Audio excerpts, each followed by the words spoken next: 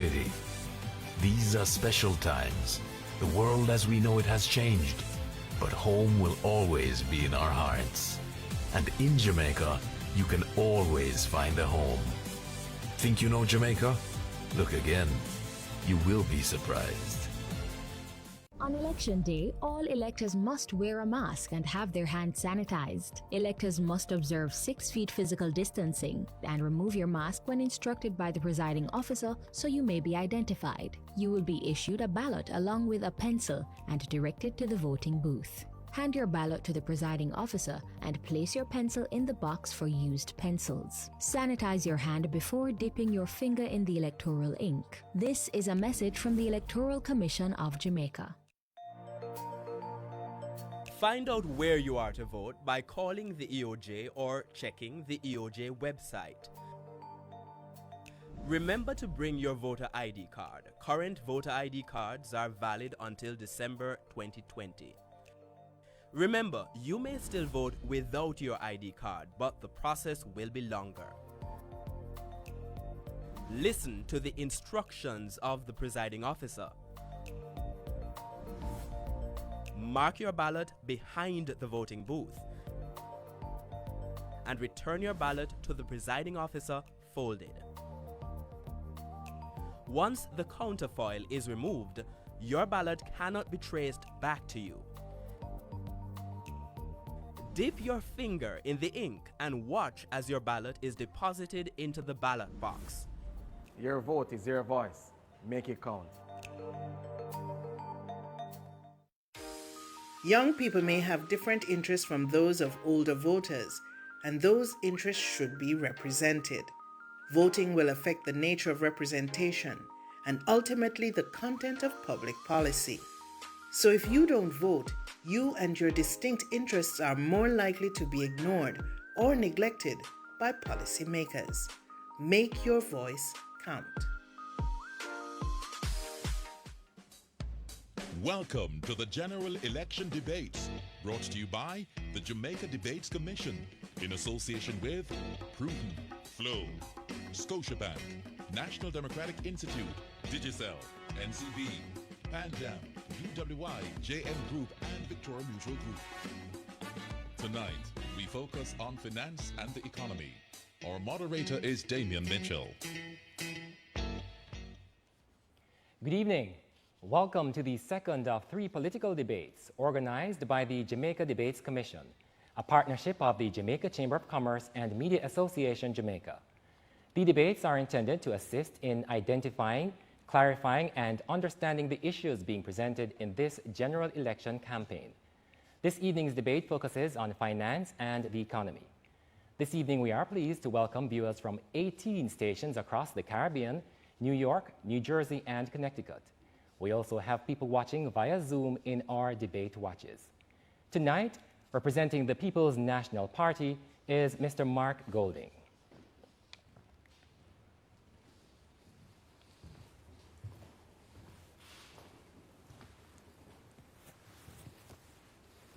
And representing the Jamaica Labour Party is Dr. Nigel Clarke.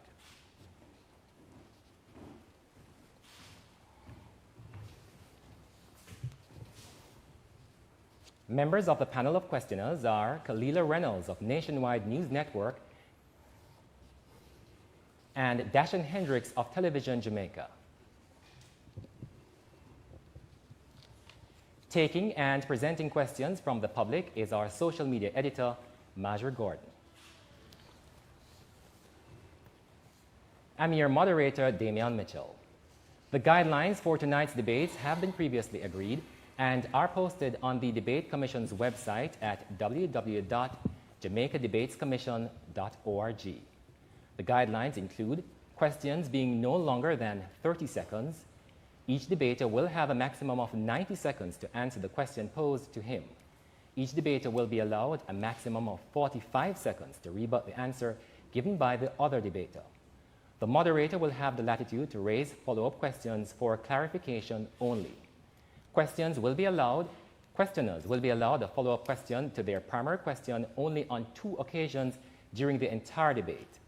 Follow-up questions will be permitted at the discretion of the moderator. Where a follow-up question is asked, the debater shall have 30 seconds to provide the answer. Where a follow-up question is asked, it shall not interrupt the sequence of questions posed to the respective debaters. The questions posed in tonight's debate are created solely by the panel of journalists and are not influenced by the Jamaica Debates Commission in any way. Arising from the result of an earlier coin toss, the PNP have the first opening statement, followed by the JLP. For the closing statement, the PNP will go first, and the JLP will make the final statement. And now, the 2-minute opening statement from Mr. Mark Golding of the PNP. In 2011, Jamaica was faced with a serious crisis. 3 years of consecutive negative growth, an IMF agreement that was on the rocks, the West Kingston incursion and the damage to Jamaica's international reputation, and indeed, the Prime Minister of the day resigned under a cloud. At that time, the Jamaican people turned to the People's National Party. We responded, and we turned the country around. We restored the international reputation of Jamaica. We returned the country to a path of growth. Unemployment was coming down. Poverty was coming down. Indeed, by 2015, the Jamaica Stock Exchange was ranked as the #1 performing stock market in the world for the first time ever. The architect of that economic recovery, internationally recognized as such, was Dr. Peter Phillips, the then Minister of Finance and Planning. And he was awarded Man of the Year in 2015 in recognition of the incredible job he had done. The JLP inherited a situation which was well poised for growth. Indeed, they promised us 5% growth in 4 years. Nigel, at the beginning of 2019, said the economy would be bubbling up.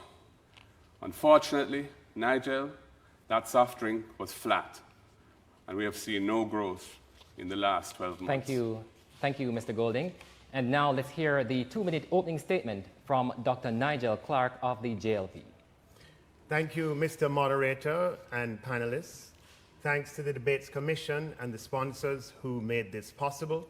Thanks to my opponent, Mr. Golding, for participating. And most of all, thanks to you, my fellow Jamaicans here and abroad, for your engagement and support. Over the past 4 years, under the strong leadership of Prime Minister Andrew Holness, a new Jamaica has emerged. A Jamaica characterized by increasing opportunities for individuals, for families, and for businesses, with an unprecedented level of record achievements. Over 100,000 new jobs were created as unemployment fell to record lows. Poverty fell by 40% to the lowest level in 10 years. And every opportunity we had, we reduced your taxes. We reduced your personal income taxes. We gave back GCT. We abolished and got rid of other burdensome taxation. Even in the face of the worst pandemic in 100 years, your taxes did not go up. They went down. At the same time, we provided more money for the vulnerable, more money for our students, and more money to strengthen the social safety net. We built more houses, we fixed more roads, we provided more investment, we broadened opportunity. And when the pandemic came, we were ready. Over 440,000 Jamaicans received direct cash grants from the government. We were able to deploy $87 billion of cash that we had patiently accumulated to cushion the effect on government revenues. We now face the greatest crisis of our lifetimes. We have delivered, and we are best prepared to lead Jamaica to a strong recovery. I invite you to join us as we work together to build Jamaica, recovering even stronger than before. Thank you, Dr. Clarke. Our first question tonight comes from Dashan Hendricks from Television Jamaica. and it will be directed to Mark Golding of the People's National Party. Good afternoon, Mr. Golding. The PNP in its manifesto outlined giving per household 48,000. Well, yesterday it was per household. Today it's 370,000 households. But $48,000 for them works out at about $26 to $30 billion. Yesterday, today it's about $18 billion. Clearly outlined to Jamaica how the PNP plan to fund this program in a time when we expect revenues to be falling given the effect COVID is having on the economy. Our package of measures in our manifesto have been costed carefully by us. And we have looked at the budget and the way the budget is constructed with basically an 800 billion expenditure budget, of which roughly 280 billion is discretionary spending. 500 plus is wages, salaries, interest, non-discretionary expenditure. We have said we will prioritize the people and the people's agenda, putting people in the center of development, and we have costed our plan at roughly a little less than 30% of the discretionary elements in the budget, the discretionary component of the budget.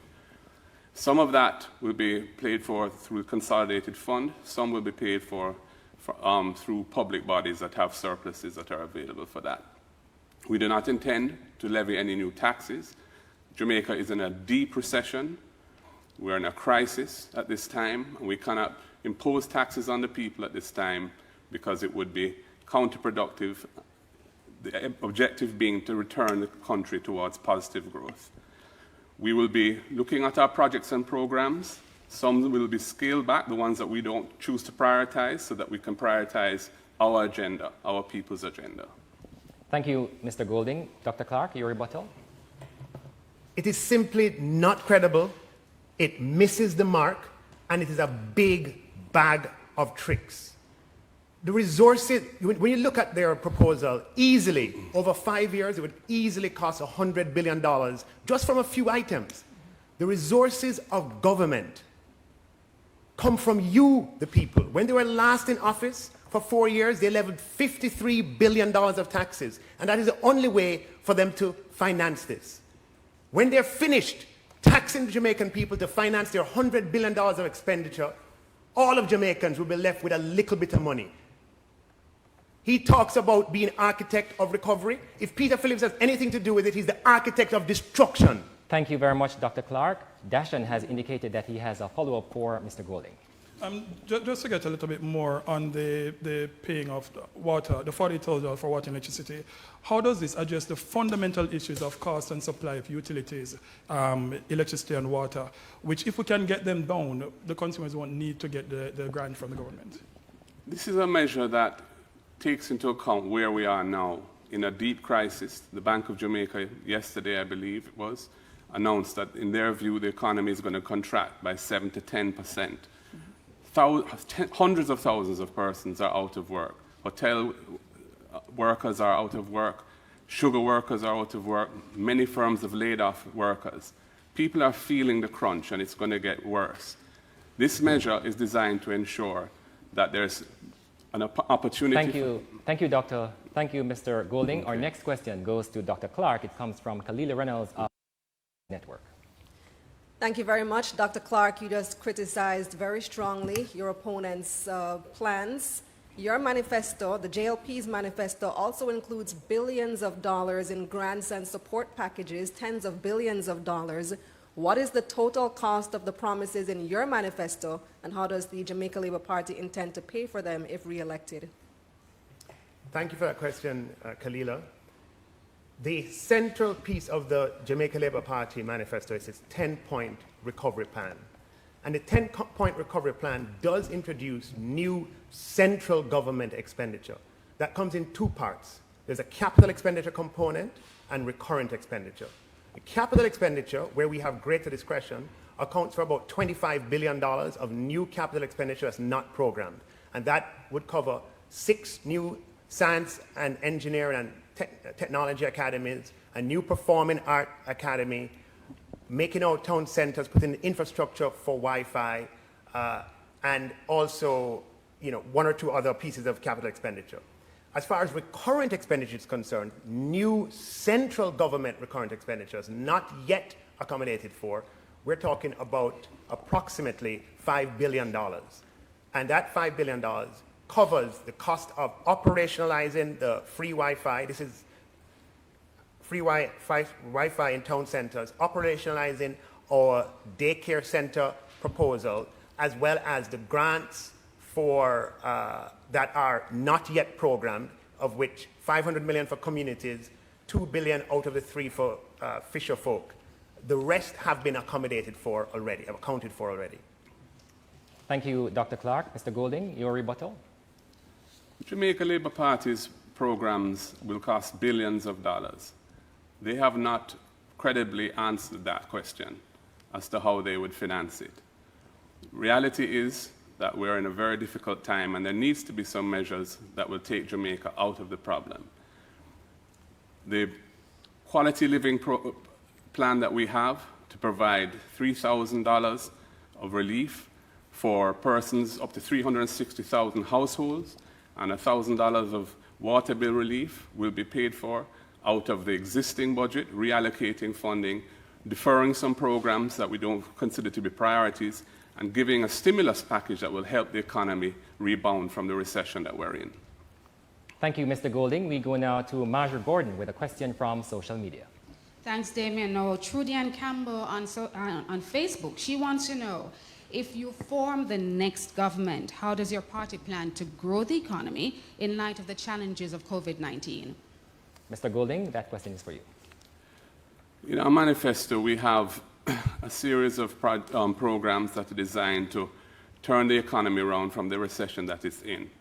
We're focusing on housing, construction, affordable housing. We are also interested in agriculture. We want to promote agriculture much more. We feel agriculture must be, and rural development must be a centerpiece of any recovery. There's global logistics and global outsourcing as a third leg of the economy, and manufacturing as well. Those are the sectors that we feel we need to be focused on in the near term to turn the economy around. In terms of stimulus, the housing projects will create job opportunities for construction workers, and we plan to train many more and certify many more persons to participate in the construction of those houses. We have a grant that we plan to give people who are living in deplorable housing conditions, up to 10,000 persons per year, 400,000 each, which costs $4 billion, and that will enable them to achieve some dignity in their living space. Persons whose roofs are leaking, they don't have bathrooms, they have to share, and so on. This is a part of building the dignity of our people, and it will stimulate local economies, because that money will be spent with local tradesmen in the communities and hardwares in the community. We have a special grant for teachers, because there's going to have to be teaching from home, and they need to configure their homes so that they're able to deliver lessons from home. Thank you very much, Mr. Golding. Dr. Clarke, you have 90 seconds to respond. Trudy Ann, thank you for that question. You, Trudy Ann, want a government that you can trust to focus on recovering in the quickest possible time and recovering stronger than before. We have a plan to grow the economy and to recover. And our plan begins with maintaining macroeconomic stability during these turbulent times. We will provide financial support. We will diversify the economy and strengthen the business environment. We will strengthen the social safety net while at the same time mobilizing private sector investment, as government revenues will not be sufficient to carry the economy. We will invest in health and health infrastructure as we invest in education.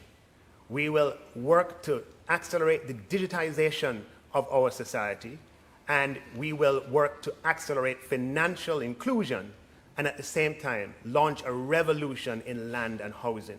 When you put this together as a combination, we believe it offers the best opportunity to recover from this crisis and to recover stronger. And at this point in time, it is ever so important that Jamaica is served by a sober government, a government that thinks through what it plans to do and cost it properly. And that's going to maintain the hard-earned stability that we have worked for. Thank you very much, Dr. Clarke. We'll now take a short break and invite you to stay tuned.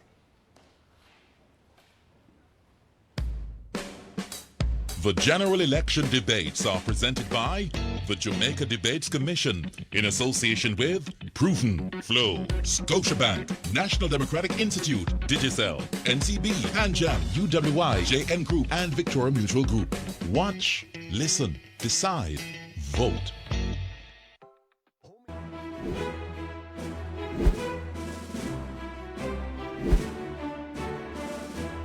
Elections in Jamaica are now monitored under the campaign financing legislation. Therefore, I implore all candidates, political parties and contributors to adhere to the requirements. Candidates in an election may spend up to $15 million and registered political parties up to $630 million. Candidates, political parties and contributors who fail to disclose are guilty of an offense and liable to charges and/or a term of imprisonment. The transparency and effectiveness of our democratic process requires you to be informed and involved. A message from the Electoral Commission of Jamaica. The point of wearing a mask is to prevent the spread of air droplets from persons who may or may not be infected. When wearing a mask, please ensure that the mask goes above the nose and below the chin. This might be a bit uncomfortable, but it's for your own safety. The position of the mask is very important. It should not be worn on your forehead, under your chin, or on your neck. Please do not remove the mask when speaking. This actually causes more droplets to be released into the atmosphere. Trust me, if you have on a mask, we will still hear you. When you're removing a mask, try not to touch the front of the mask. If you do, remember to wash your hands or use hand sanitizer. Please throw away the mask appropriately. Remember, partial protection is better than no protection.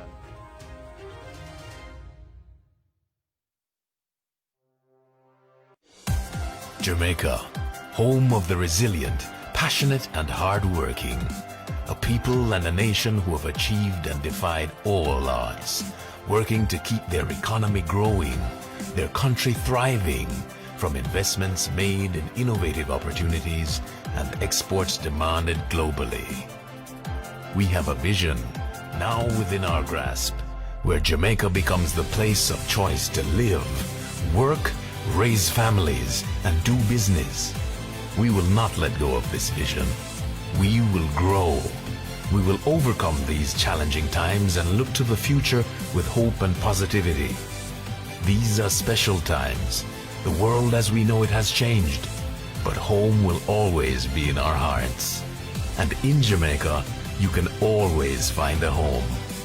Think you know Jamaica? Look again. You will be surprised. Wagwan people, Dutty Berry here. Now, if you have not been living under a pop-down welcome home mat, then you would know that it is election season. Now, you see, some people, them like them seasoning like the color of thyme, and others like it the color of turmeric. To each his own. But the important thing is that you actively participate in the process. Get to know your MPs and know the shreps on the policies, and then you just do the do and put the X where you see fit on election day. But you see, whichever season that you prefer, you just have to make sure that your voice counts.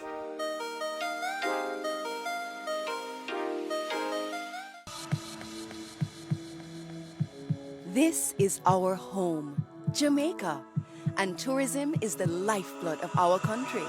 Let's all feel good again. Whether with family or friends, we want you to enjoy your staycation. We have to ensure that they are comfortable, they feel well protected. New standards are in place to ensure your safety. We are here to serve you better, so you can have the best experience. Come out and rediscover Jamaica. We are ready. We are ready. We are ready. Rediscover Jamaica. Heartbeat of the world. Hello? Hello? Hello? Yeah, you. Hold on, and a pandemic winner. You're not wearing a mask. You now wash your hand and you now keep the required 6 feet distancing from other people. And what could that really cause you? You need to stop it. That no mask, no wash and no distance something there, nah keep. You know what keep? COVID-19. Yeah, it not gone nowhere. COVID-19, they are same way. So here why you are going to do for all of we. Wear your mask, wash or sanitize your hands pan a regular, and yeah, keep your distance please, and thanks. On election day, all electors must wear a mask and have their hands sanitized. Electors must observe 6 feet physical distancing and remove your mask when instructed by the presiding officer so you may be identified. You will be issued a ballot along with a pencil and directed to the voting booth. Hand your ballot to the presiding officer and place your pencil in the box for used pencils. Sanitize your hand before dipping your finger in the electoral ink. This is a message from the Electoral Commission of Jamaica. Presented by the Jamaica Debates Commission in association with Proven, Flow, Scotiabank, National Democratic Institute, Digicel, NCB, Hanjam, UWI, JN Group, and Victoria Mutual Group. Watch, listen, decide, vote. Welcome back to the second in a series of 3 political debates being facilitated by the Jamaica Debates Commission, a partnership of the Jamaica Chamber of Commerce and Media Association Jamaica. If you're just joining us, welcome. We now invite Dashan Hendricks to start this segment with a question for Dr. Nigel Clarke of the JLP. Dr. Clarke, now your manifesto indicated that it will introduce performance pay for public sector workers starting with permanent secretaries and other public sector leaders. Now, how will this performance pay work and will it be extended to ministers? Thank you, Dashan. The government formed by the Jamaica Labour Party is committed to working to reform our public sector and to provide the best opportunities for the leaders in the public sector to shine, to achieve, and to earn. We have been in discussions and consultations with permanent secretaries enabled by the transformation, the Public Sector Transformation Implementation Unit, and those discussions are far advanced. In our next term, we will be finalizing, with the consent of permanent secretaries, the introduction of performance pay, which will allow permanent secretaries to earn extra based on performance. Once we have successfully done that, we will expand to other layers in the public service. With respect to your question on ministers, it's entirely possible that that could also include ministers.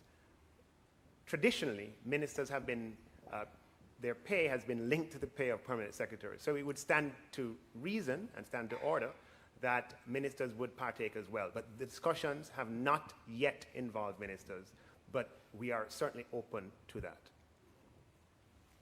Thank you, Dr. Clarke. Mr. Golding, your rebuttal. There's no doubt that we need to increase the efficiency in the public sector, and performance-based pay is something that we should be pursued. In terms of the ministers, I don't know how we can really attach any credibility to what Nigel is saying. Andrew Holness had said back in 2016 that ministers would have job descriptions. That has not happened. He said there'd be fixed election dates. That has not happened. He said there would be impeachment of public officials who behave badly, illegally, and defraud the public. That has not happened. He said there'd be a big referendum to decide issues like ganja legalization, buggery, and so on. That has not happened. Thank you, Mr. Golding. And now, Kalila Reynolds of Nationwide to Dr. Nigel Clarke. Dr. Clarke, the Jamaican dollar has now passed 150 to $1 US, depreciating 12% since the first COVID case in March. What is the government doing about this? Kalila, thank you for that question, because I know it's on the hearts and minds of many Jamaicans. The Jamaica Labour Party is committed to the maintenance of macroeconomic stability. Indeed, the maintenance of macroeconomic stability forms the first plank of our recovery plan. And macroeconomic stability entails the maintenance of low, stable, and predictable inflation. I want to reassure Jamaicans that your central bank has $3.7 billion of gross reserves, which is more gross reserves in the middle of a pandemic than we have ever had in our history. In addition, we have not in addition to 3.7, but we have $2.8 billion of net international reserves, which represent today more by way of imports of goods and services than we have ever had. The goods and services that what we have today represents is more than 70% higher than when we entered office. In addition, our non-borrowed reserves are greater by a factor of approximately 70% when we entered office. The governor of the central bank has committed to achieving inflation targets, and yesterday made it clear that he's prepared to take steps that are necessary in the exchange rate market to do so if necessary. Thank you, Dr. Clarke. Mr. Golding, your rebuttal, 45 seconds. The Jamaican dollar has devalued by over 14% since the beginning of 2020. It has added over $150 billion to the national debt because nearly 2/3 of the debt is denominated in foreign currency. The reserves have fallen quite precipitously in the last few months by over $400 million US. With the dollar sliding the way it has, it affects people in their pockets. Prices are going up, hardship is on the land. Nigel, the housewives are calling you Mr. 150 to 1 because it's under your watch that you've allowed this to happen. We believe the foreign exchange market needs tighter regulation and a different structure to ensure the productive sector get foreign exchange that they need. Thank you, Mr. Golding. Kalila Reynolds has indicated that she has a follow-up question to Dr. Clarke. In your response, Dr. Clarke, I heard you emphasize that we have enough foreign reserves to weather this storm, and that was indicated by the BOJ Governor Biles as well. But I didn't hear you indicate what the plan was to do about the dollar at 150 to 1, if there is a plan. So do you intend to do anything about it, or do you think it's enough to have those reserves as a buffer? The central bank governor made it clear yesterday that he is prepared to do what is necessary using all the resources available to him, which include the reserves, to ensure that the exchange rate does not interfere with inflation objectives that have been set for the central bank. And those inflation objectives are to achieve an inflation target of no more than 4 to 6%. The currency has depreciated by 3% per annum since we entered office to the pre-COVID era, and 5% per annum. Thank you, Dr. Clarke. Let's now go to Marjorie Gordon in the social media unit for a question from social media. Marjorie? Okay, what's being asked, this question is from the diaspora. It says, what incentives, if any, are being contemplated to encourage members of the diaspora to invest in Jamaica?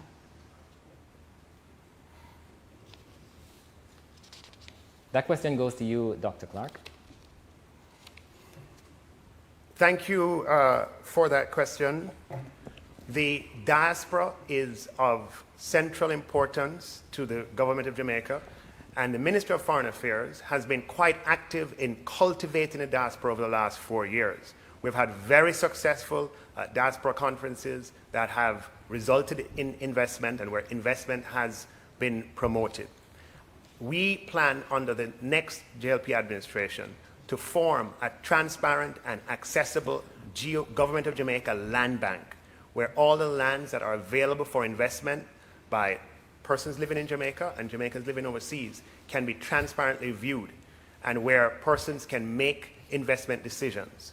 We plan to ensure that we provide an environment that is conducive not only to institutional investors, but to retail investors here and abroad. Indeed, we have broadened the retail investor market by bringing into fruition the listing of state assets in which 30,000 Jamaicans participated when Wigton Wind Farm went public, and 35,000 participated when the Trans-Jamaica Highway went public. Many of those were persons from the diaspora. Observing securities laws, that are prevalent or that exist in overseas markets. We plan to continue to market opportunities, or at least have diaspora members be aware of investment opportunities in Jamaica. Thank you, Dr. Clarke. Mr. Golding, you have 90 seconds for your response. The diaspora have supported Jamaica over the years. Our remittance levels have kept up since the COVID crisis, and we must big up and thank our Jamaicans abroad for continuing to support our country, their families here. The best thing we can do is to create a safe and secure Jamaica that the diaspora residents will feel comfortable to come back here, buy property, invest in businesses. This government has adopted an approach of social control through repressive measures, states of emergency, locking up people without charge, ZOSOs. We believe in putting the people in the middle and center of development, investing in our people, uplifting them, not repressing them. If we do that successfully and we bring down crime, we will be able to attract more of our diaspora people to come in here and invest. The crime murder rate under the last PNP government was significantly lower than it has been under this government. Despite all the states of emergency and repressive measures, the murder rate is significantly higher each year than where we left it. The diaspora will not feel comfortable in an environment where they're not safe. Until we address that issue, we're going nowhere. The People's National Party puts people in the center of development. We believe in social investment in our people to uplift our people, not repress them. Thank you, Mr. Golding. And now, Dashan Hendricks of Television Jamaica to Mr. Mark Golding of the PNP.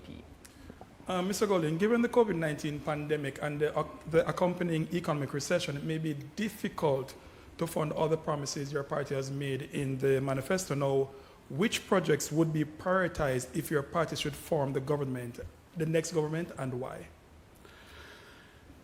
We will have to phase, given the economic realities that the country is faced with, we will have to phase the implementation of the pledges that we have made in a way that makes sense. The ones that we would like to front end are the ones that will stimulate the economy and also strengthen the social safety net. So, for example, the quality living package, which would give 360,000 households a credit of $3,000 on their light bill and $1,000 on their water bill. Over 1 million people would benefit from that. That would be something that we would prioritize.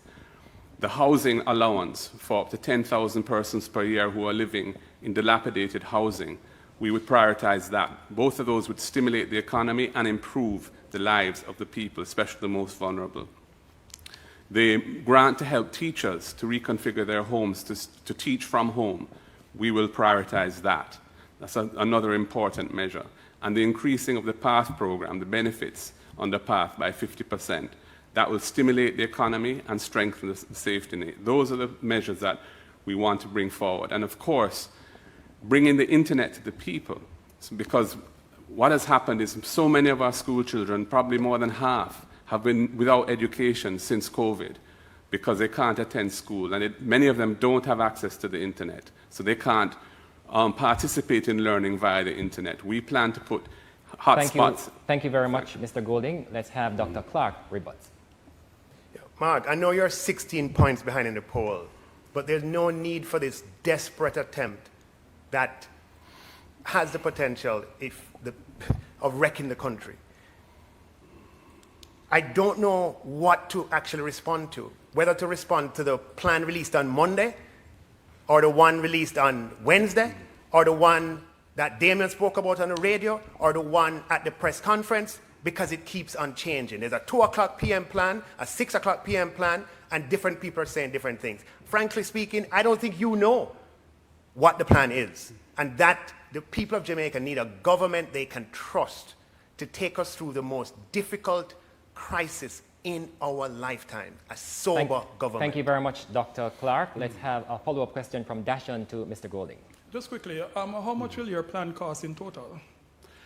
We have costed it in total roughly $70 billion, of which a little over $15 billion would be absorbed in the public bodies, and about just over $50 billion would be on the consolidated fund. The biggest item in that is $22 billion for the universal health insurance. We don't anticipate that will be capable of being rolled out for a couple of years because it requires legislation and administrative development, but it is part of what we want to achieve. So overall, it's a $70 billion package to be phased appropriately. Thank you very much, Mr. Golding. Now, Kalila Reynolds has a question for you, Mr. Mark Golding. Mr. Golding, the Jamaica Labour Party's stated tax policy is to move from direct to indirect taxes, and as such, they've implemented the 1.5 plan following the 2016 election. What is the PNP's tax policy, and would you roll back the 1.5? We believe in equity in the tax system. We believe that the tax system should be such that persons who can bear should bear. We would not be rolling back the 1.5. That is water under the bridge. It was introduced under false pretenses, and Nigel is aware of this because the public was told that it wouldn't cost anything to introduce it. We said it was going to cost approximately $30 billion, and indeed, the JLP levied $30 billion of indirect taxes on the backs of the people in order to pay for that 1.5. We wouldn't be troubling it at this stage because it is established and it's part of the tax law and people are used to it. What we like to do is bring down the tax rate through growing the economy. And as we grow the economy, we generate more revenues, lower the tax rates across the board. Lower the GCT as we did when we were in government, lower the corporate tax rate as we did when we were in government. When we were in government, despite the hardship of the IMF program that we were delivering on, we were able to reduce general corporate tax rate from 33.3% to 25%. We reduced GCT from 17.5% to 6.5%. At the same time, delivering on the IMF program. We would like to take those rates lower as and when the country can afford it. There is one thing that we think is inequitable, which is the fuel tax that was imposed to pay for the 1.5. There was a hedge, an arrangement to insure the country against oil price spikes. That tax was put in place for that.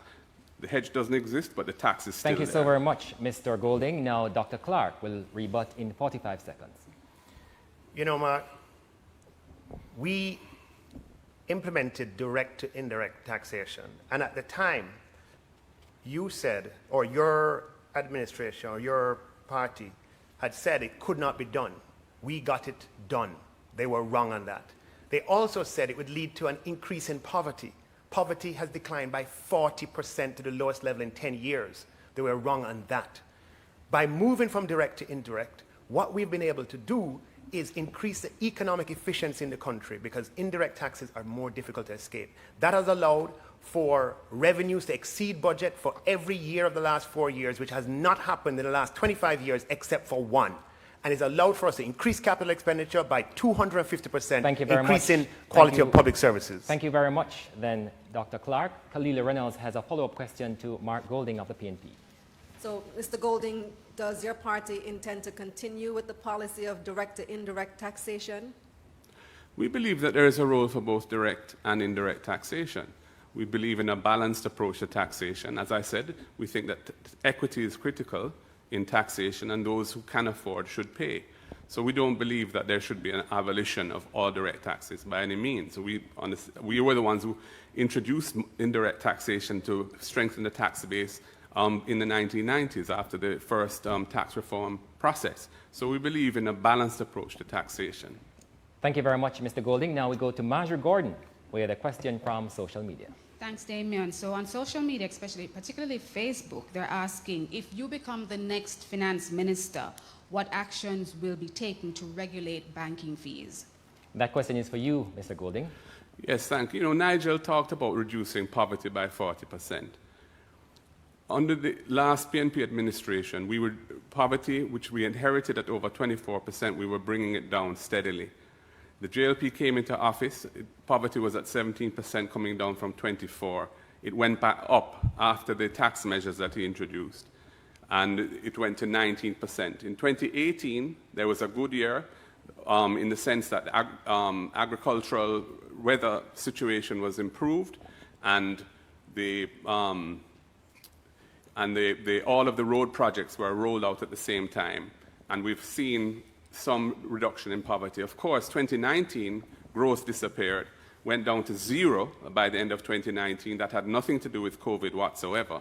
And we don't know what the poverty numbers are because Those have not been published. In terms of banking fees, it is inequitable the way the banking system works right now, because there's no basic package of measures that allow customers of banks to enjoy some freedom from being charged fees on every single thing they do. It is not fair. Fitz-Jackson introduced legislation to achieve a package of basic services for which fees would not be levied. The JLP MPs blocked it. We intend to revive that legislation and to pass it into law so that customers are protected from excessive bank fee charges. Thank you very much, Mr. Golding. Dr. Clarke, you have 90 seconds for a response. Poverty fell from 21% to 12.6% under our administration. And it is likely that by the time the measurement is done, it will have fallen even further under this administration.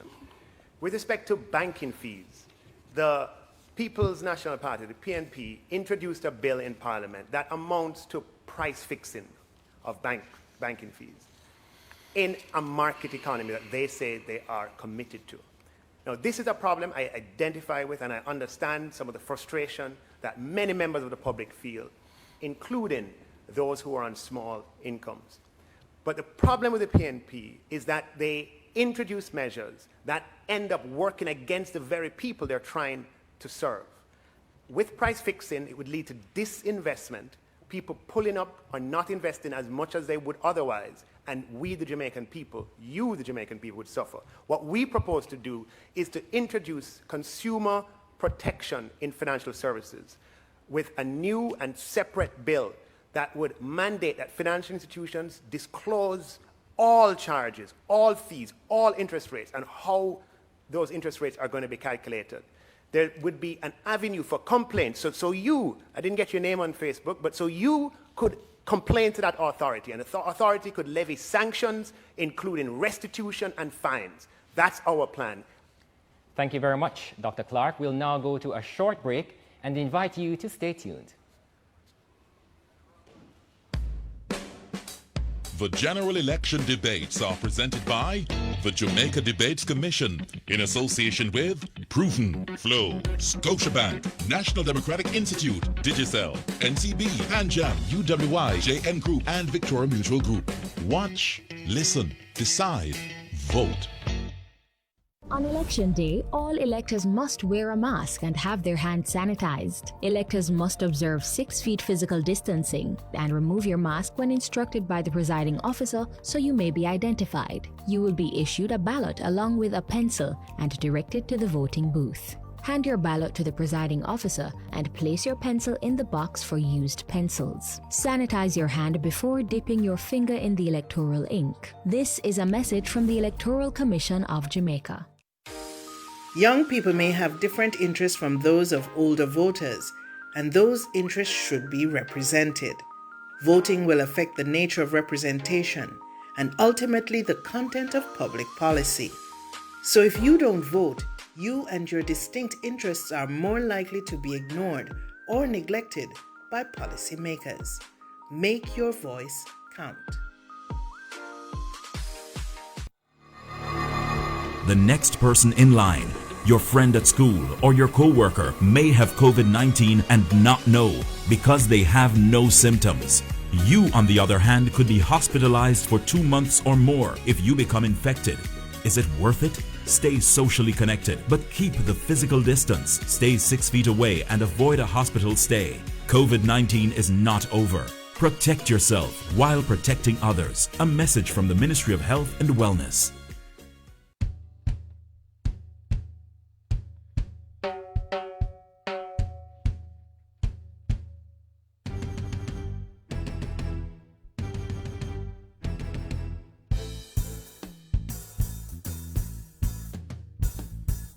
Take it down.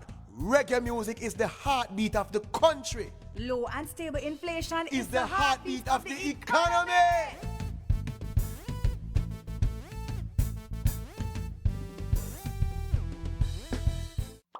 Beneficiaries, The PATH payment cycle begins on August 24, and post offices and payment agencies will deliver payments based on last names up to September 11. Check the Friday Star to find out when and where you should collect. If you miss your date, you can collect on September 14 or 15. Take a government ID and don't forget your mask. For more information, call PATH at 876-922-8007 or visit the ministry's website and Facebook page. PATH, advancing your family, developing Jamaica. A message from the Ministry of Labor and Social Security. This is what you've been waiting for. A chance to change your point of view and take the break you deserve at Jamaica's resorts and attractions. When you can open your door to the seaside instead of just outside. Where you can change your mask and take a plunge. Sunshine smiling warm up inside your heart. Feeling of pure love. Oh, Jamaican heartbeat. Dancing to the beat up inside your heart. Heartbeat of the world. Oh, Jamaican heartbeat. Contact your travel agent today to book your staycation. RediscoverJamaica.com. Young people who are involved in the electoral process affirm their support for democracy, as well as acquire a stake in the system and an appreciation that they too can affect politics and policy. Indeed, political integration of youth may promote public order and democratic stability as long as young people are given a real voice. Their vote is seen as meaningful and influential, and the system is responsive to their input. Make your voice count.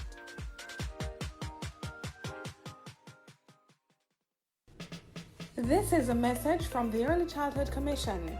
Do you have a child between 0 to 2 years of age? If yes, you need to download the ECC's First 1000 Days app. It allows you to receive parenting tips, track developmental milestones, learn about the Brain Builder concept,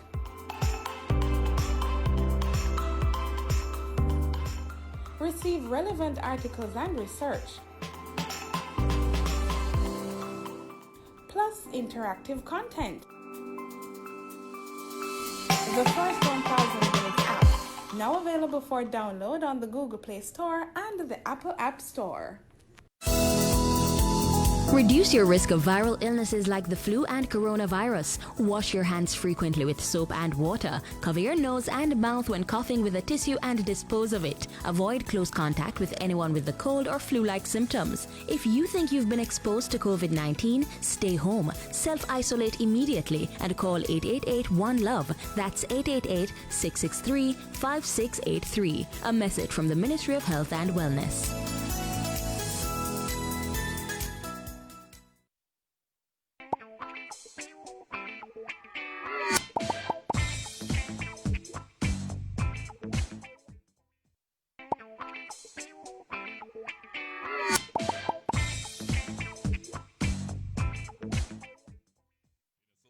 With Proven, Flow, Scotiabank, National Democratic Institute, Digicel, NCB, Anjan, UWI, JN Group, and Victoria Mutual Group. Watch, listen, decide, vote. Welcome back to the second in a series of 3 political debates being facilitated by the Jamaica Debates Commission, a partnership of the Jamaica Chamber of Commerce and Media Association Jamaica. If you're just joining us, welcome. We invite Dashan Hendricks to start this segment with a question for Dr. Nigel Clarke. Dr. Clarke, in your party's 2016 manifesto, pages 12 to 14, the JLP promised at least 200,000 jobs in its administration. But do you believe the administration failed in delivering that promise, given that it only delivered half the amount? Thank you, Dashan. The Jamaica Labour Party has presided over the largest growth in employment over any 4-year period in at least 20 years. 100,000 jobs have been created. Of that number, 33,000 have been created in real estate, business services, and renting, most of which is in the BPO industry. 24,000 jobs were created in tourism. 21,000 jobs were created in construction, and 14,000 jobs were created in retail. By any objective measure, this is a great achievement for the people of Jamaica and the government of Jamaica, given our historic experience of chronically high unemployment. When someone gets a job, it provides dignity, it provides self-worth. And the fabric of our society, the social fabric of our society, is strengthened the more persons who are employed. Our work is not yet finished. We have a lot more to do, and we will be investing in education and training to ensure that the jobs of tomorrow will deliver even more value than the jobs of today. But make no mistake about it, the Jamaica Labour Party has taken job creation seriously, and we have delivered for the Jamaican people. Thank you very much, Dr. Clarke. Now, Mr. Mark Golding of the PNP will rebut in 45 seconds. The People's National Party, in its 18 years in office, brought poverty and unemployment down to single-digit levels. Poverty that had been inherited at over 30% was brought down to under 10%, 9%. Unemployment was also brought down to below 10% to 9%. Since then, the poverty rates have never been as low as they were then, and they still aren't. And indeed, now that we're in a COVID crisis, we can imagine that the situation is going to be, when it's measured, much, much worse. Truth is that the promise as to the creation of jobs was not kept. And the situation now is very dire because hundreds of thousands of Jamaicans have been laid off. Thank you very much, Mr. Golding. Now, Kalila Reynolds of Nationwide News Network has a question for you, Mr. Golding of the PNP. Since the pandemic has impacted our biggest foreign exchange earner, tourism, so badly, what will your party do to ensure the economy is less reliant on tourism? The COVID pandemic has exposed that structural weakness in our economy, where we're so dependent on one particular industry for foreign exchange earnings. We have to find a way of expanding and growing other areas of the economy that can supplement the lost foreign exchange in tourism. We do not know how quickly tourism will recover, because tourism is dependent not on us, but on what is happening in the markets which we serve. And those markets are going through a serious crisis still from a public health and economic point of view. Agriculture, food security is an area where we feel there's considerable opportunity for growth. Jamaica has competitive advantage in a number of crops: cocoa, coffee, ginger, cannabis, and others. We can grow and serve not only our people in terms of food security, but the region. That is an area where we feel more attention and more focus needs to be brought. We also feel that the logistics, the global logistics area, is an opportunity as well. With the increased use of online shopping and so on, warehousing space is going to be more important. The movement of goods through the supply chains around the world, Jamaica is well positioned economically and geographically to take advantage of that. We were the ones who passed the special economic zones legislation. This government has failed to implement it properly. We will do so. Thank you very much. Thank you very much, Mr. Golding. Now, Dr. Nigel Clarke of the JLP will rebut in 45 seconds. Diversifying our economy is one of the main planks of our 10-point recovery plan. Recovery will require tourism to recover, but we want it to recover stronger and better with community-based tourism, with a people-centered tourism, where more Jamaicans benefit from the tourism dollar and the tourism products. We will also diversify into coding and animation, into logistics and fulfillment. We're at far advanced in the Cayman Special Economic Zone Development Project, which will attract billions of dollars of investment and lead to greater employment and diversifying of our sources of income. We are focused on this as an objective, and the supply chain, the domestic supply chain, we will be strengthening, ensuring that more SMEs can participate. Thank you, Dr. Clarke. Now to Marjorie Gordon with a question from social media. Okay, Nicole Watts on social media wants to find out that following the COVID-19 experience, if you form the next government, what will be done immediately to ensure that those in the informal economy can become a part of the formal economy so they can benefit from some of so that they can benefit from what the government has to offer to help them in the crisis. Dr. Clarke, that question is for you with 90 seconds to respond. The Jamaica Labour Party administration believes in creating a more inclusive society. And we are not satisfied. We are not satisfied that for so long, so many have been excluded. Our plans are to lead policy implementation that will result in greater formalization. Many persons in the informal economy are excluded from participation in the National Insurance Service scheme and excluded from the NHT.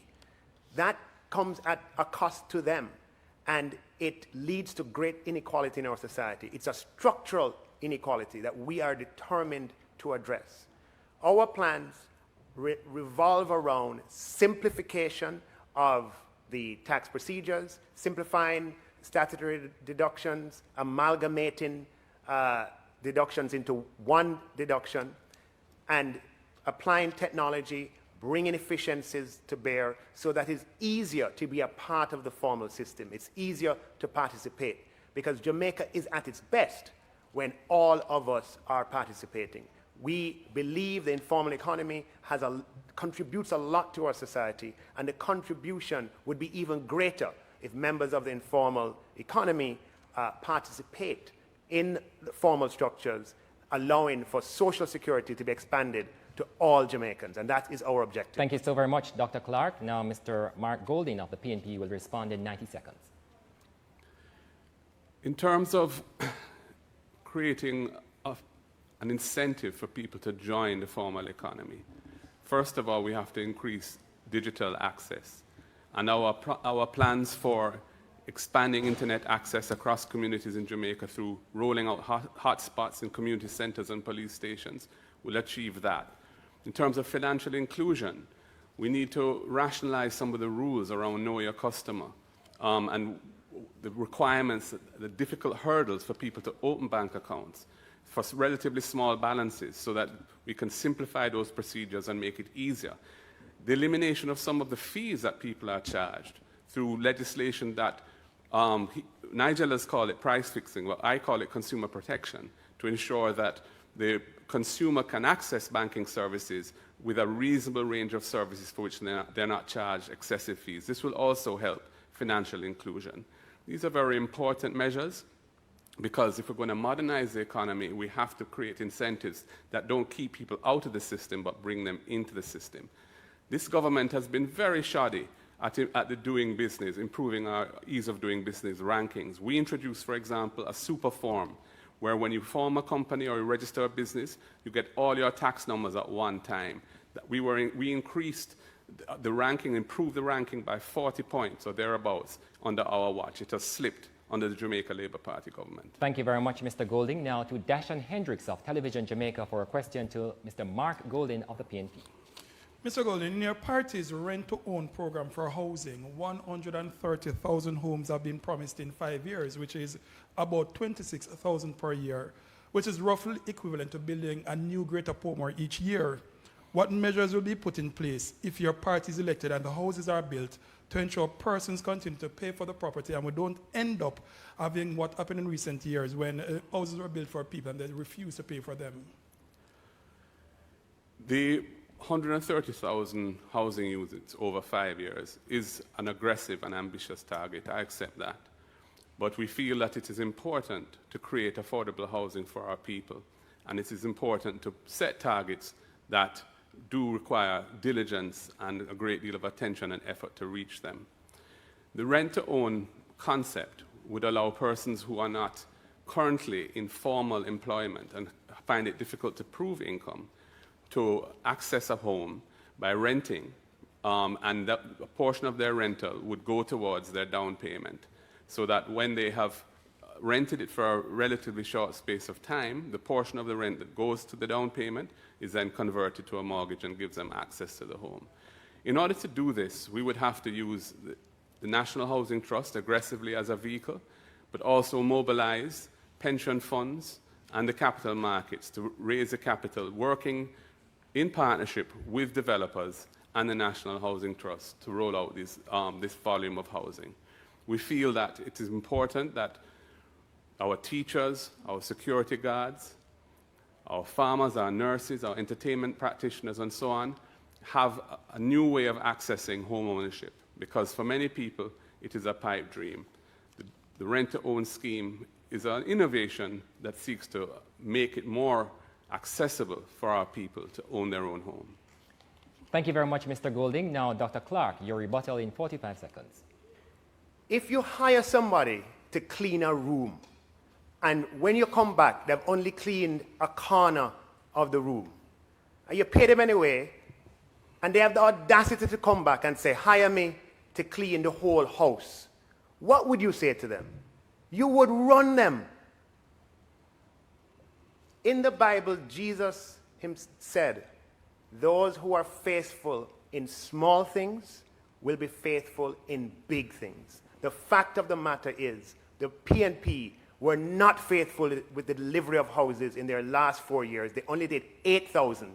We have done 20,000, 2.5 times. They have no credibility whatsoever. Hashtag no credibility on that issue. Thank you very much, Dr. Clarke. Now, Kalila Reynolds of Nationwide News Network has a question for you, Dr. Clarke of the JLP. Dr. Clarke, what happened to 5 and 4? Thank you for that question, Kalila.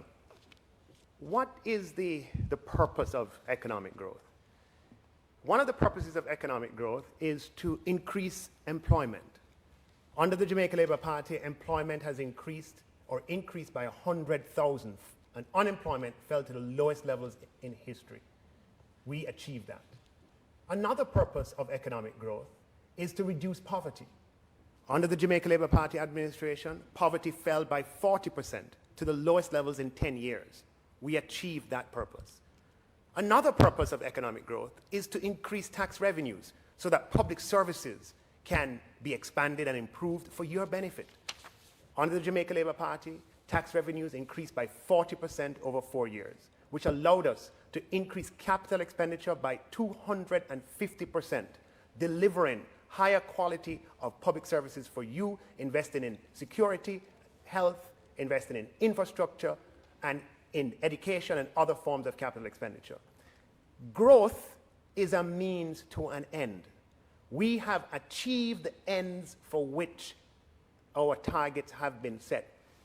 Do we want to grow at a higher rate? Of course we do, and of course we will. But it is undoubtedly the case that we have achieved the ends to which our growth targets have been set. Reduction of poverty, Thank you very much, reduction Dr. of employment, Clarke. and increase And in now, revenues. Thank you very much, Dr. Clarke. And now, Mr. Mark Golding of the PNP, you have 45 seconds to rebut. Growth is important. Growth is what generates additional revenues that allows the government to do more for its people. The 5 in 4 promise was a central promise of this administration. It has been a colossal failure. In 2019, growth fell every quarter to 0, ending the period of consecutive quarterly growth that had commenced under the People's National Party government. This government has no credibility to discuss the issue of growth. They have been a colossal failure when it comes to growth. Nigel is trying to make excuses for not achieving growth, but it remains a blot on the record of this government. Thank you so very much, Mr. Golding. We'll now take a short break and invite you to stay tuned. The general election debates are presented by the Jamaica Debate Commission in association with Proven, Flow, Scotiabank, National Democratic Institute, Digicel, NCB, PanJam, UWI, JN Group, and Victoria Mutual Group. Watch, listen, decide, vote.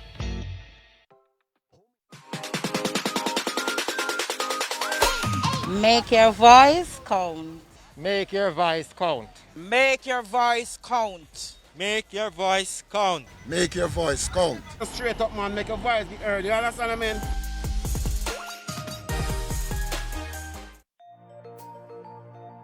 Find out where you are to vote by calling the EOJ or checking the EOJ website. Remember to bring your voter ID card. Current voter ID cards are valid until December 2020. Remember, you may still vote without your ID card, but the process will be longer. Listen to the instructions of the presiding officer. Mark your ballot behind the voting booth and return your ballot to the presiding officer folded. Once the counterfoil is removed, your ballot cannot be traced back to you. Dip your finger in the ink and watch as your ballot is deposited into the ballot box. Your vote is your voice. Make it count.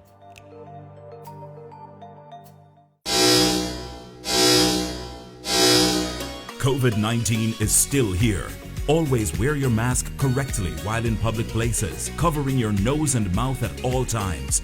Masks should never be worn over the head, under your chin, below your nose, or hanging from your ears. Recovery from COVID-19 can take up to 60 days or more. The mask or the ventilator? You choose. A message from the Ministry of Health and Wellness.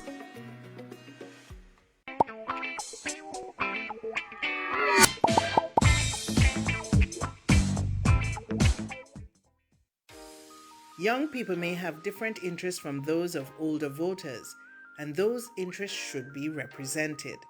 Voting will affect the nature of representation and ultimately the content of public policy. So if you don't vote, you and your distinct interests are more likely to be ignored or neglected by policymakers. Make your voice count.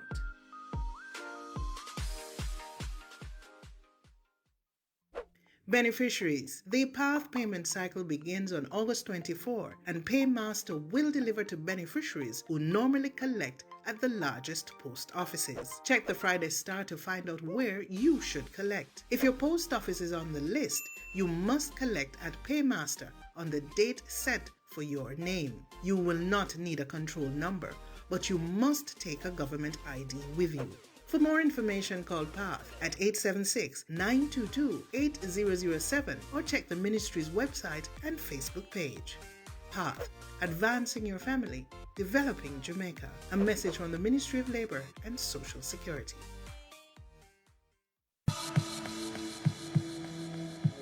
This is our home, Jamaica, and tourism is the lifeblood of our country. Let's all feel good again. Whether with family or friends, we want you to enjoy your staycation. We have to ensure that they are comfortable, they feel well protected. New standards are in place to ensure your safety. We are here to serve you better, so you can have the best experience. Come out and rediscover Jamaica. We are ready. We are ready. We are ready. Rediscover Jamaica. Heartbeat of the world. Jamaica, home of the resilient, passionate and hard-working. A people and a nation who have achieved and defied all odds, working to keep their economy growing, their country thriving, from investments made in innovative opportunities and exports demanded globally. We have a vision, now within our grasp, where Jamaica becomes the place of choice to live, work, raise families, and do business. We will not let go of this vision. We will grow. We will overcome these challenging times and look to the future with hope and positivity. These are special times.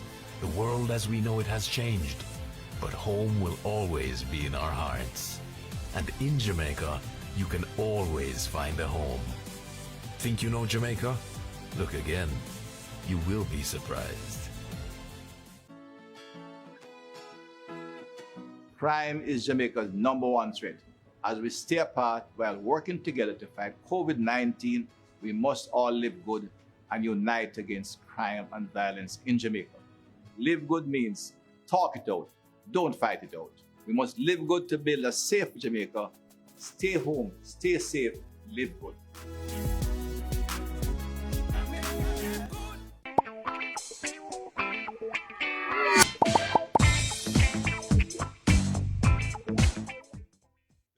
Presented by the Jamaica Debate Commission in association with Proven, Flow, Scotiabank, National Democratic Institute, Digicel, NCB, Panjam, UWI, JN Group, and Victoria Mutual Group.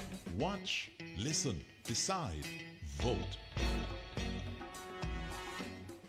Welcome back to the second in a series of 3 political debates being facilitated by the Jamaica Debates Commission, a partnership of the Jamaica Chamber of Commerce and Media Association Jamaica. If you're just joining us, welcome. The debaters will now be allowed to ask their opponent one question of their choosing within 30 seconds, to which they are both obliged to give an answer within 90 seconds. The answer given in this case can be rebutted, but in no longer than 45 seconds. In keeping with the result of the coin toss, the PNP's Mark Golding will go first with his question for the JLP's Dr. Nigel Clarke. Nigel, I hear you keep talking about trust and who can be trusted and who can't be trusted. Your government is a government that promised to double the minimum wage and hasn't doubled it. Your government is a government that delivered the corruption scandals in abundance. Petrojam, Nessal, CMU, used car scandal, firearm licensing authority scandal, scandal after scandal. How can you dare to even raise the issue of trust with me? Our leader, Dr. Peter Phillips, has never been implicated in any funniness and doesn't surround himself with people who are involved in shenanigans. You have no credibility to discuss the issue of trust. The people of Jamaica have, in poll after poll after poll, answered that question. And they have said emphatically that they trust Prime Minister Andrew Holness to lead Jamaica and lead Jamaica into a strong recovery. Prime Minister Andrew Holness has acted decisively when instances of corruption have arisen, unlike what the PNP has done in the 22 years that we can observe. In most of the instances that are comparable, they waffled, they waited, public pressure had to build, and at the end, the consequences did not arise to the consequences that have arisen under Prime Minister Andrew Holness. We absolutely have credibility on that, and the people of Jamaica have said that they trust Prime Minister Andrew Holness. In addition to that, we have delivered for the people of Jamaica. We reduced GCT. We abolished many taxes, the minimum business tax, we abolished the asset tax, we abolished ad valorem stamp duty, reduced the transfer tax to make land investment easier for Jamaicans. We raised the threshold on PAYE, bringing more Jamaicans, or taking more Jamaicans out of personal income tax liability. We increased spending on social programs, 3 days to 5 days for school lunches. The people trust us because we are operating both on the economic side and on the social Dr. side. Clarke. Now we'll ask Mr. Mark Golding to rebut. Nigel has spoken about polls, but the reality is that the government of Andrew Holness is the most corrupt government in the history of Jamaica. Cabinet ministers, junior ministers have had to be either relieved of their posts or moved into other areas. The OPM has become like a holding cell for corrupt politicians who have disappointed the aspirations of the people. It was the PNP government that developed MOCA, the major organized crime agency to fight corruption. It was the PNP government that conceptualized and brought legislation to establish an integrity commission with prosecutorial powers. Our record on this issue stands for itself. Thank you so very much, Mr. Golding. Now to the JLP's Dr. Nigel Clarke with his question for the PNP's Mr. Mark Golding. Mark, when you look at your economic record, when you look at the fact that the exchange rate under you in your 4 years declined by 10% a year, and you compare it with us, where it declined by 3% a year pre-COVID, and even now, it represents 5% a year. Under you and your 18 years, the exchange rate declined by 60% every single year. I invite every young person to go and Google it. And 1,000% over 18 years. Under your last 4 years, growth averaged 0.4%. Under ours, pre-COVID, it averaged 1%. 2.5 times the size. We want it to be more. You have a record of making promises. You promised houses, you delivered only 8,000. What credibility do you have whatsoever on these issues with the Jamaican people? And will you tell us whether or not that manifesto had your approval? In terms of housing, the People's National Party has delivered more housing for Jamaicans than the Jamaica Labour Party. We built the Greater Portmore scheme. We built housing schemes in Harbour View. We built housing schemes in Mona. We built housing schemes indeed in Arnett Gardens and many other areas. So in terms of housing, our record stands for itself. In the last PNP administration, we were focusing on turning the economy around. It had hit the rocks under the Jamaica Labour Party. The IMF agreement that you took us into, you defaulted on. We had to renegotiate the IMF agreement. We had to deliver on all of the commitments in it, which we did, and we established a platform for economic growth and development after those 4 years, for which we've been internationally and locally recognized. So in terms of the credibility of our economic plans, they stand for themselves. In the 18 years that we were in office, Jamaica's infrastructure was built up. North Coast Highway Project, Highway 2000. In terms of ports, we developed the Port of Kingston, took it to another level. In terms of the airports, we built out Donald Sangston, it became an international hub. In terms of social development and social legislation, we established a national health fund, the Drugs for the Elderly program, the PATH program, and so many more things. So we have a record. Thank you very much, Mr. We are Golding. proud now, of, and Dr. we can Nigel defend. Clarke. Thank you, Mr. Golding. Now, Dr. Nigel Clarke will have a chance to rebut. I'm happy for this opportunity to clarify and to set the record straight. It was the Jamaica Labour Party that first acted decisively on Jamaica's debt with the Jamaica Debt Exchange under Bruce Golding and Audley Shaw. It was the Jamaica Labour Party that introduced the fiscal responsibility framework under the 2010 agreement. It was the Jamaica Labour Party that pivoted Jamaica away from high-cost capital market debt and towards low-cost multilateral debt. When the PNP said it couldn't be done, the JLP got it done. It is the Jamaica Labour Party that, after 20 years of talking about Port Royal and cruise, that brought a cruise ship to Port Royal. The Jamaica Labour Party that privatized NMIA when Norman Manley International Airport, when they tried and they failed. The Jamaica Labour Party gets things done. Very much, Dr. They Clarke. talk with empty promises. And now we will go to the closing statements. Based on the earlier coin toss decision, Mark Golding of the PNP will go first. Jamaica, the truth is that what has gone on before is all well and good. But what we are facing now is the deepest crisis the country has ever been in. This government has allowed the public health situation to get out of hand. The COVID crisis is testing us beyond anything that we've been tested before. The reopening of the borders and the loosening of the rules over independence has resulted in an explosion of cases. The economy is reeling. We had negative growth in the first quarter of 2.3%. In the second quarter, the Bank of Jamaica and PIOJ are now telling us that they estimate that the economy contracted by 14 to 17%. It is going to take astute, careful management with integrity and diligence and a commitment to the people of Jamaica to turn this country around. The last time we were in a crisis was in 2011. The Jamaica Labour Party had brought us into that crisis. They had entered into an IMF agreement and they reneged on all of the commitments under it. No further credit was being extended to the government.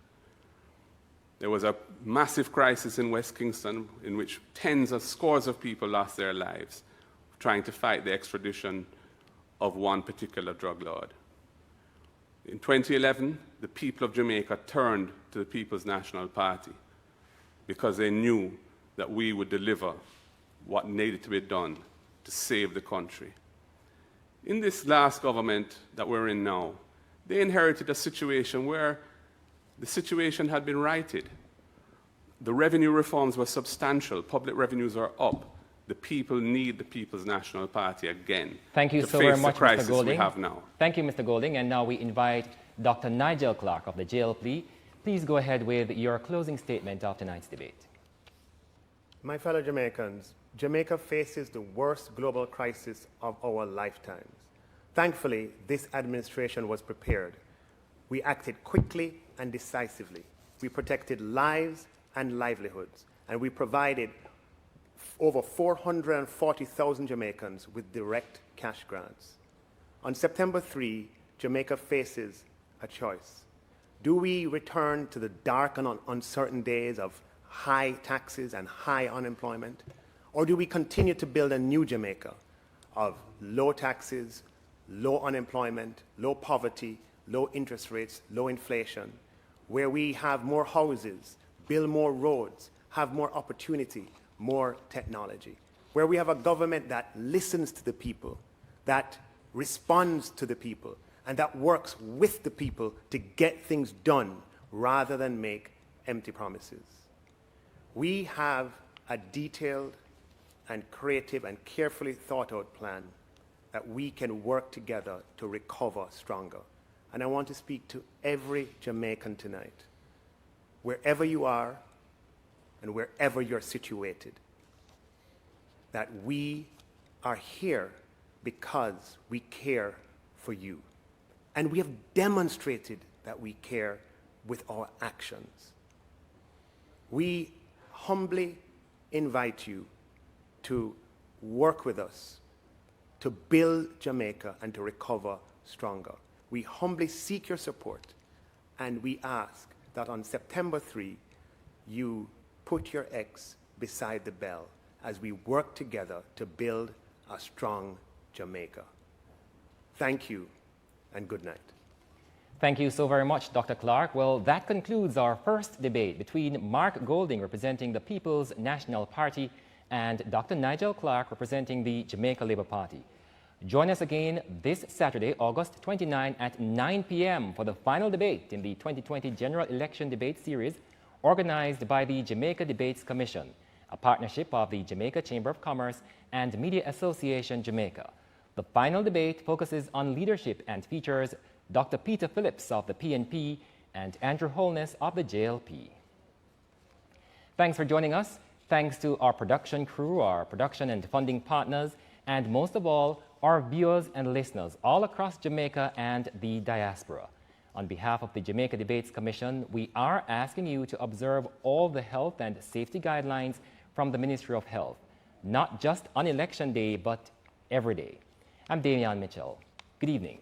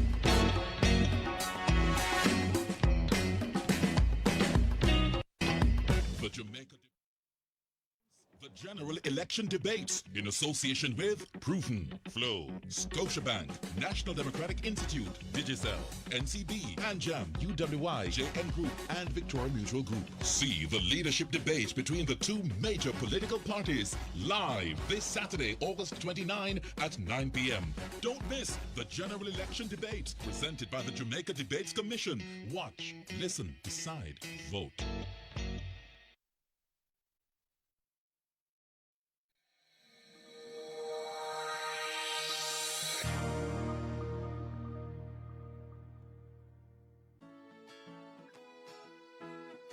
Crime is Jamaica's #1 threat.